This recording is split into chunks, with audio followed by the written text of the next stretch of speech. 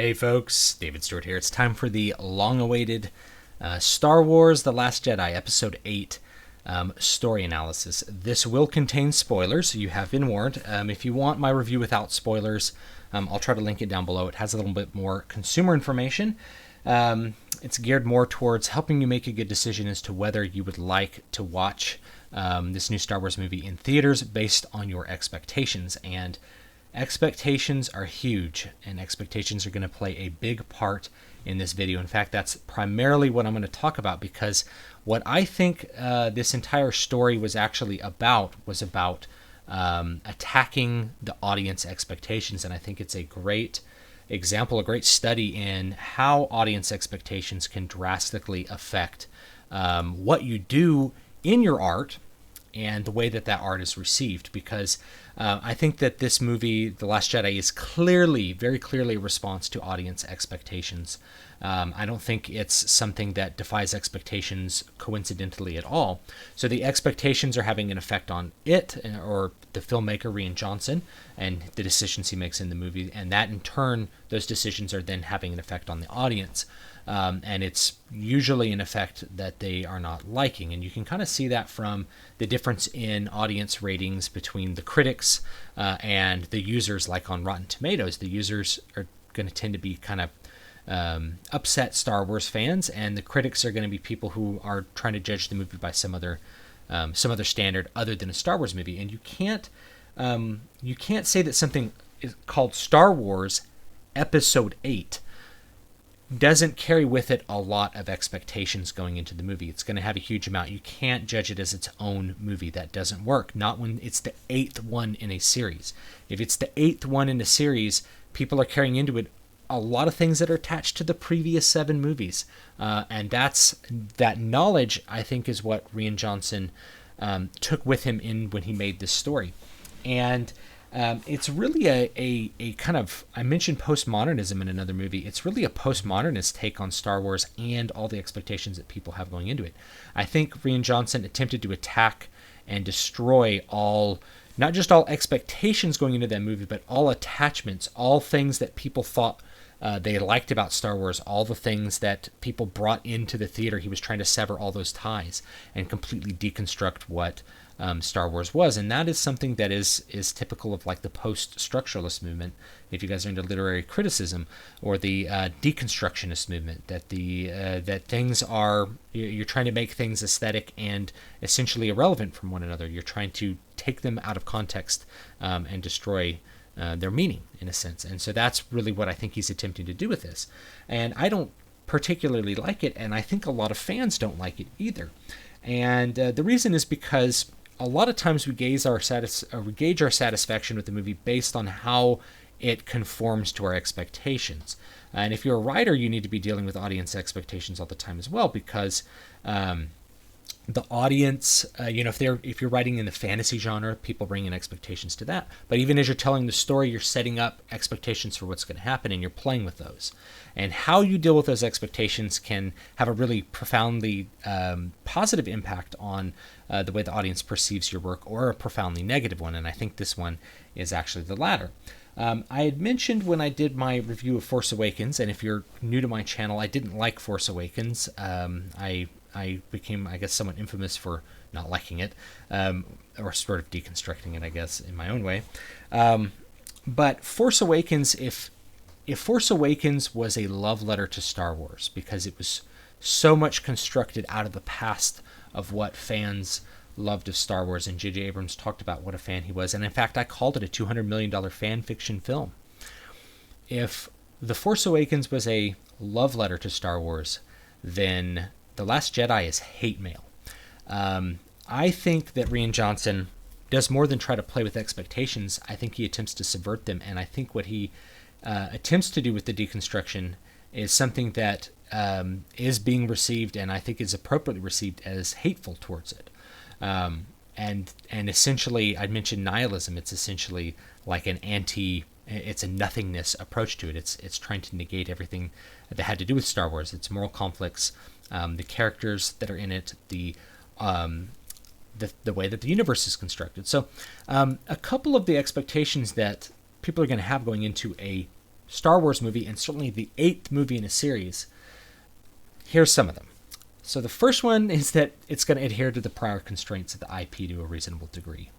And that's going to mean, the way the ships work, the way the Force works, the way the world works, the way it looks, and those sorts of things. So what's interesting about Star Wars is that prior to Force Awakens, we actually had very few revelations of Force powers after the original movie, after Star Wars 77.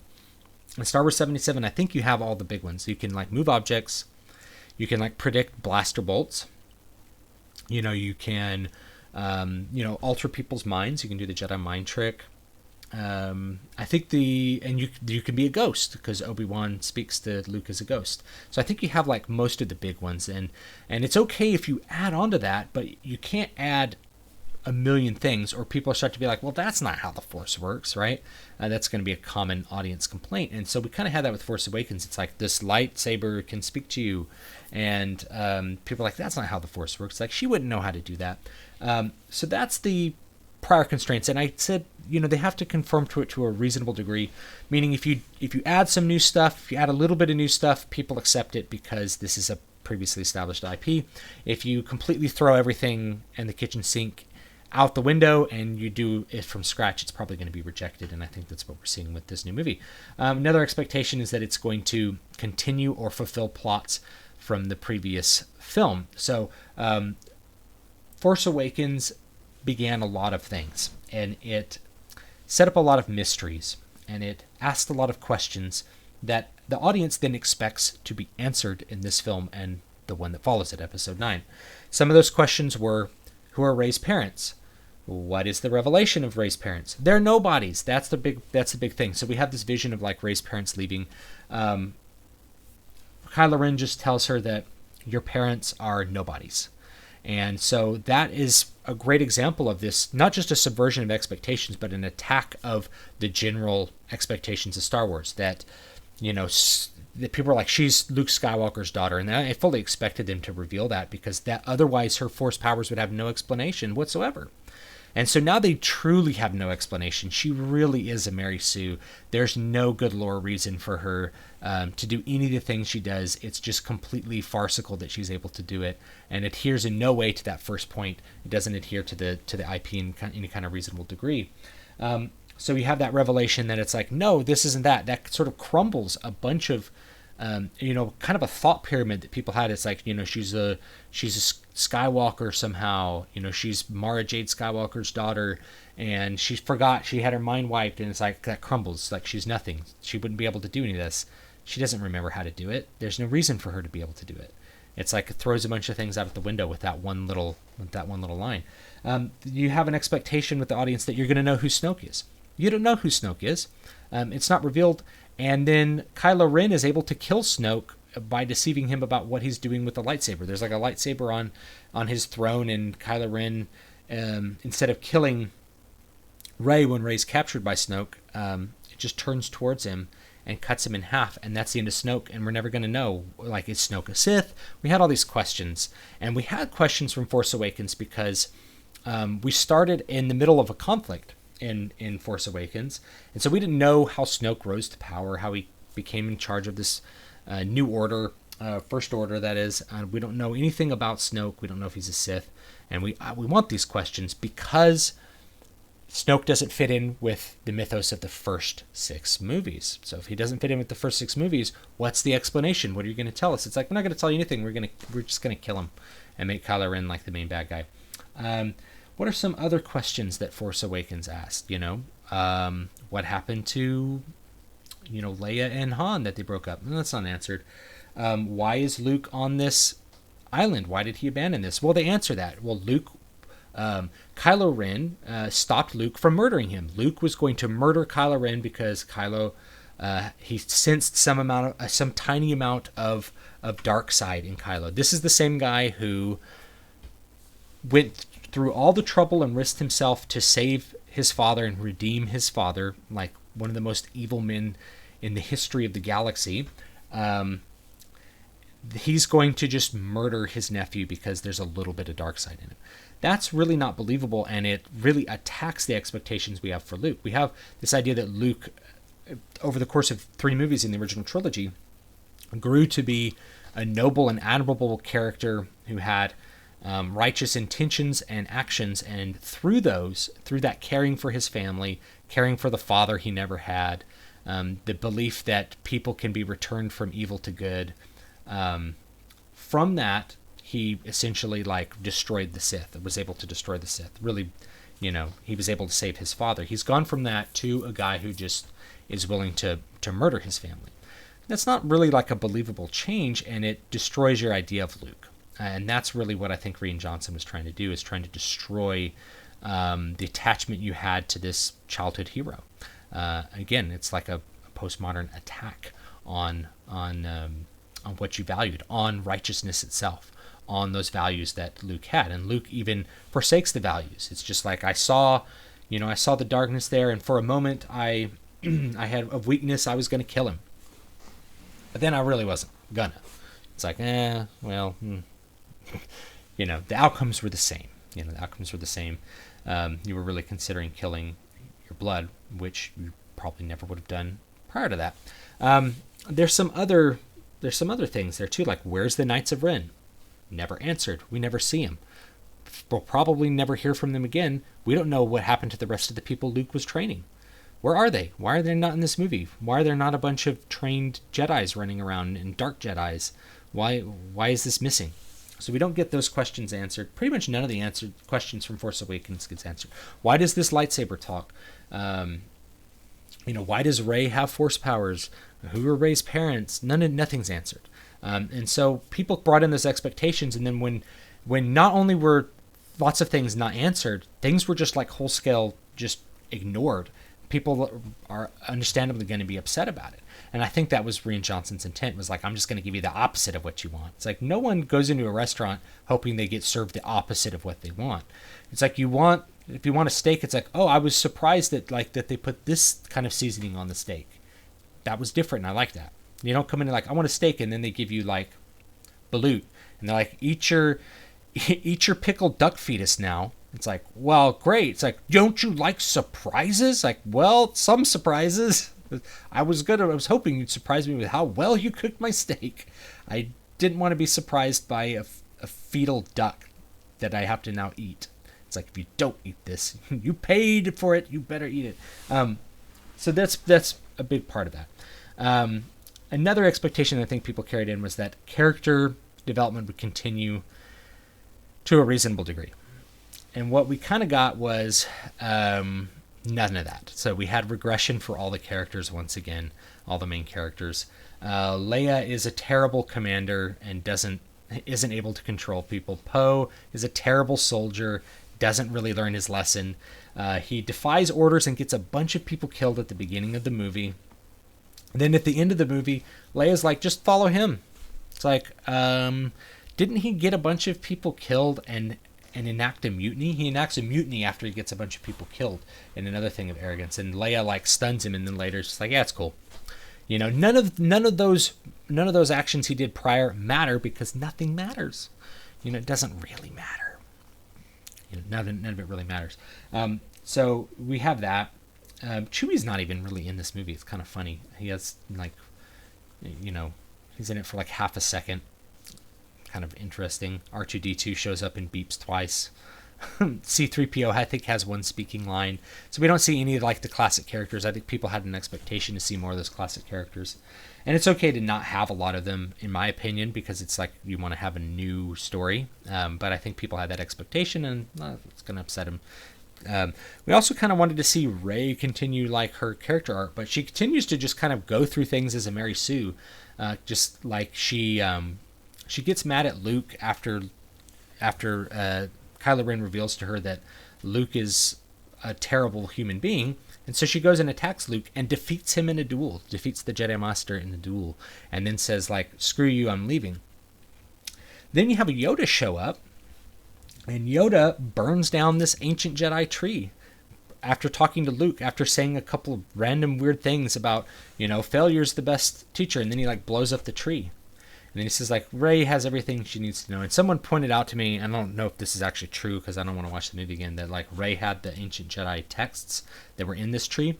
The problem is that she wouldn't want to go get those because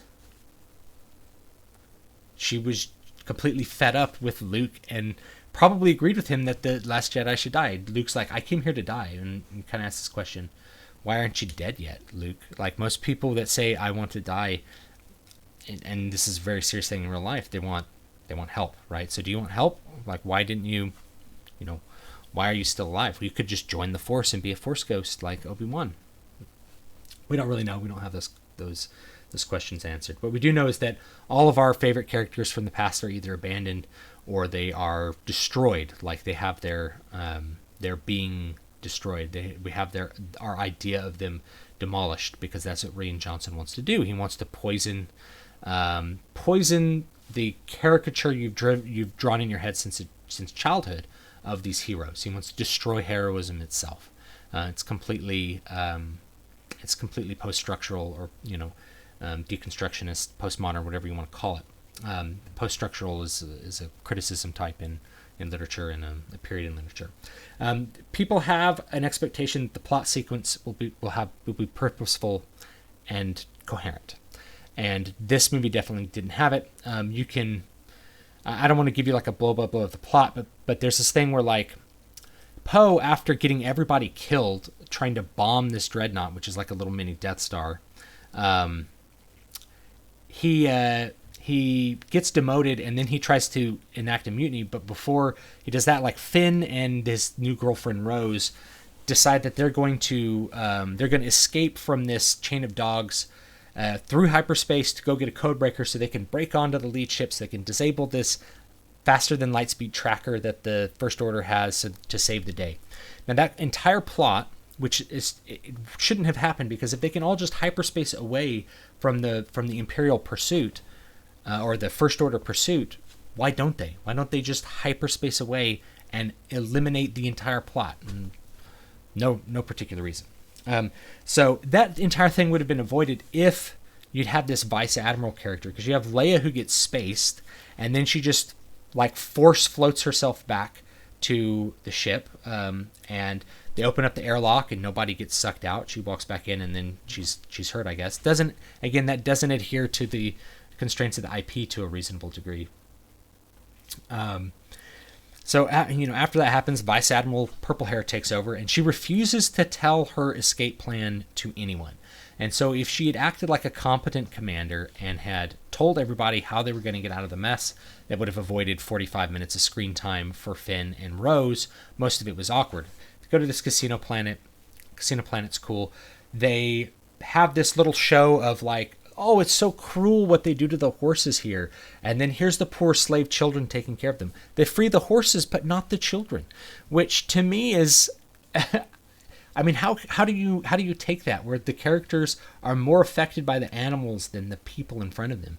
They go through the trouble of freeing the horses because they feel that horse racing is cruel, but the children who are forced to take care of them and to ride them are simply left behind in total misery. That's a weird moral thing to show. That's something that shows to me that whoever was writing it either wanted to purposefully show misanthropy or just doesn't know what morals are. So you would probably just avoid that entire thing. In fact, if most people just acted like normal humans, the entire plot wouldn't have happened. Towards the end, you have Admiral Purplehair light speed her ship through Snoke's ship to, like, destroy it. She could have autopiloted that, but more than that, it's like, why didn't we start there?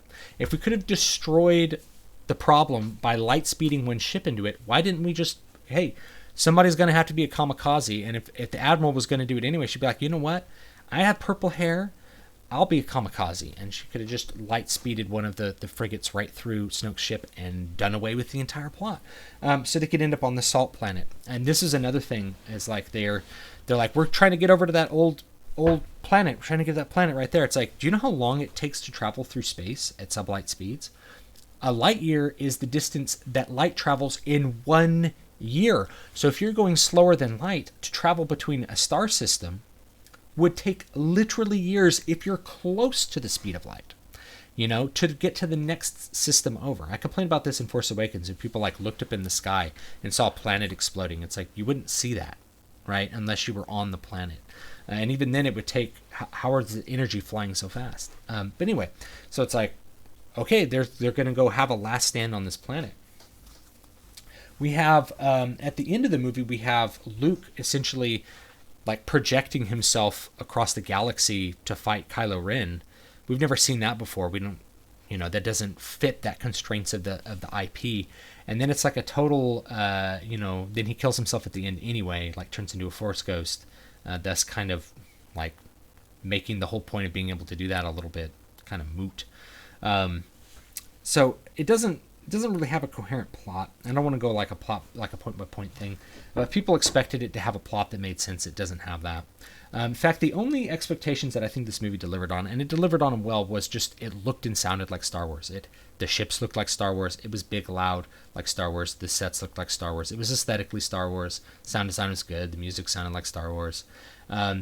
It didn't even really use the themes familiar to Star Wars. It took the themes that were familiar to Star Wars and turned them upside down. It's like, it's about right and wrong, ends versus means. It's like, nah, it's about meaningless nothing and will to power. It's not even about will to power. I don't want to say that. It's about nothing. There's no right and wrong. It ends up being kind of like a nihilistic thing. That these are like end up being merely perspectives.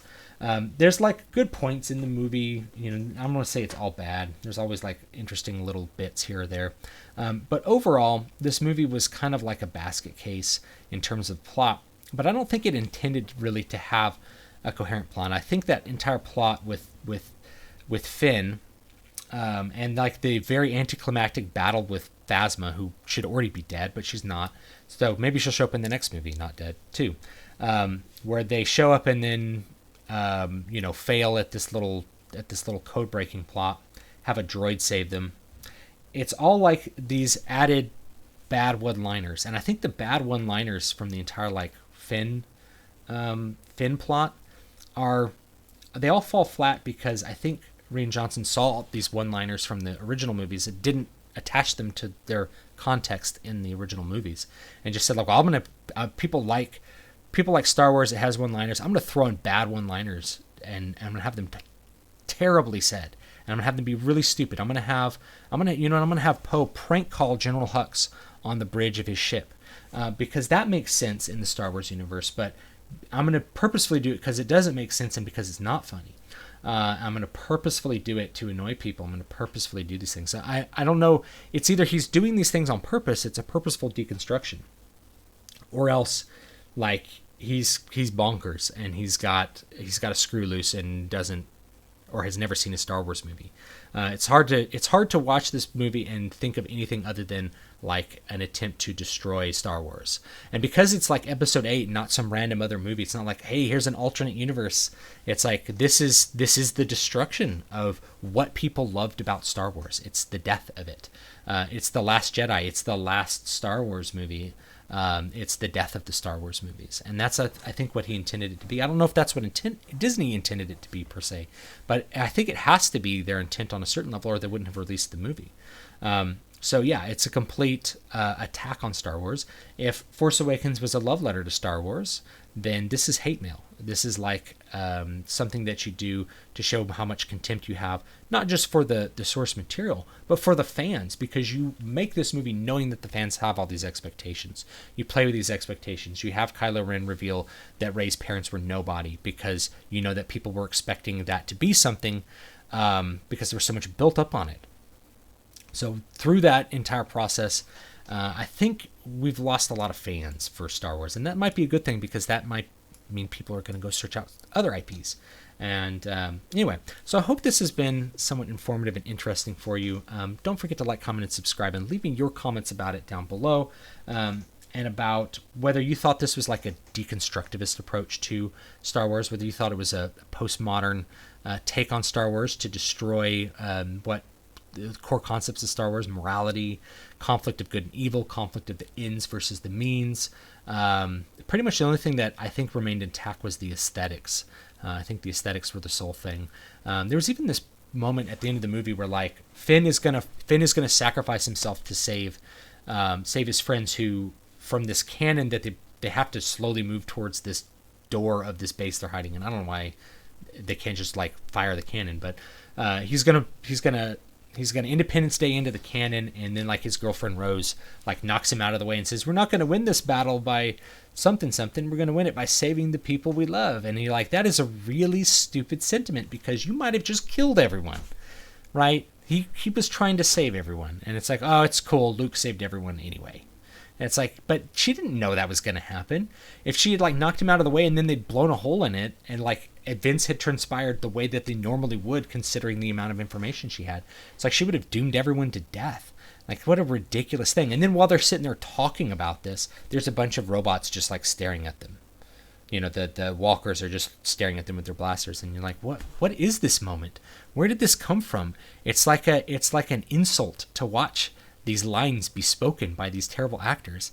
And I have to think that it was intentionally an insult, because I don't know of any other way to explain it. I think it was intentionally to just like, whoa, none of this makes any sense. We'll just do whatever we want anyway. So have a good one. That's going to be it for me today. I am going to let you know that you can get my next book for free if you join my mailing list. I'm going to plug that again, dvspress.com/list. You can join either list. It'll be up there. I'm getting all the materials kind of finally prepared for that. And I'll talk about how I'm going to market that in a future video for you people who are interested in kind of book marketing and what I'm going to be trying with that. While you sign up, you will also get, for a while, this book right here for free, Water of Awakening, which I came out in 2017. It's a little bit different take. It's not your standard modern fantasy. It's a little bit more old style with the writing and the story construction. So if you like older fantasy, I think you'll like this one. It's a little different from what you'd normally get, but I rather like it, and maybe you can check it out and see if you like it. This new one's going to be a little bit more on the contemporary side as far as its construction and its writing style and things like that. So check it out. It's called Needle Ash, and I'll see you guys next time.